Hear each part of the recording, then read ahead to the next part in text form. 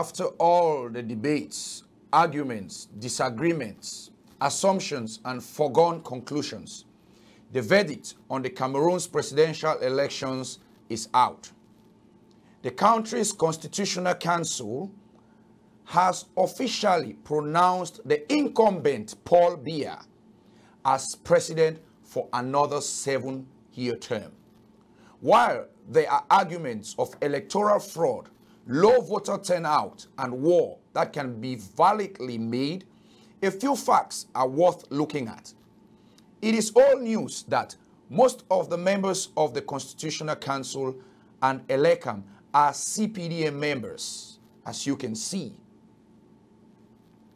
and therefore worked for the incumbent at the expense of the people. It is also evidence that the ruling party was hell-bent on doing whatever it took to retain their grip on power. Again, as you can see, Clement Atangana, president of the country's Constitutional Council, which is expected to be fair and firm, had already seemingly been corrupted, as you can see from the jubilation above.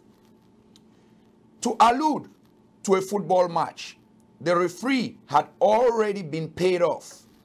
He was rewarded with a powerful position, which comes with money and other benefits only known to the selected few in power. The mechanisms for fraud and a sham electoral process had already been put in place. Paul Biya, at almost 90 years old, has clearly lost touch with the reality on the ground. For him to purchase a brand new limo and shop for a new jet in China a few months before elections were signs that he was not interested in leaving power anytime soon.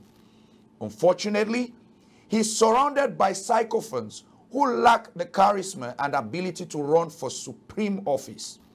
These individuals, such as Laurent Eso, Kavayege Jibril, Issa Chiruma, Nyat Jifenji, Famen Dongo, Paul Atanganji, Amadou Ali, Maigari Bello Buba, Elvis Ngole, and the rest of the gang see a continuation of their illicit and ill-begotten lifelines.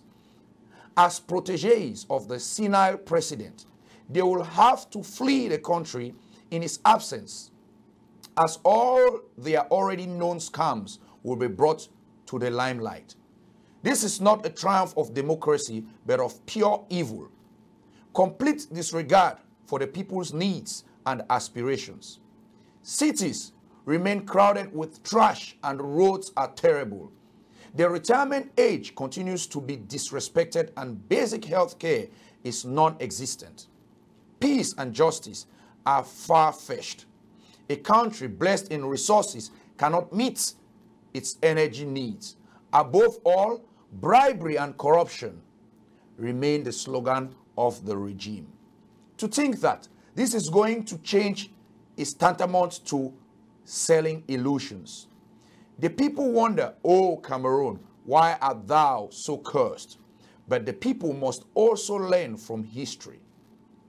The likes of Hosni Mubarak of Egypt, Ben Ali of Tunisia, and Blaise Compaoré of Burkina Faso were not evicted through the ballot box, but by the people's will.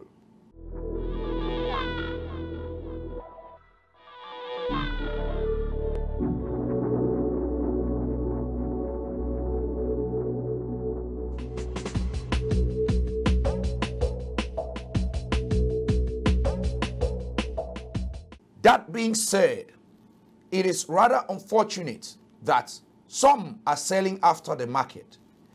It is head-scratching to see the number of Cameroonians who turned out in Germany to protest against what to them was Professor Maurice Kamto's stolen victory. Where were all these people during campaigns, voter registration, and sensitization?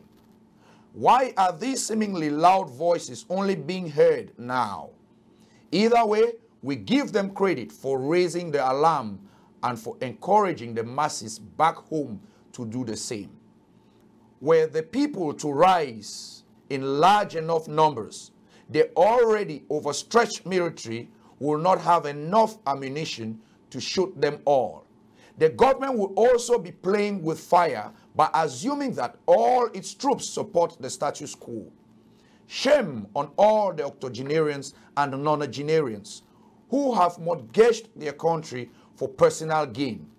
You will be relegated to the dustbins of history by posterity.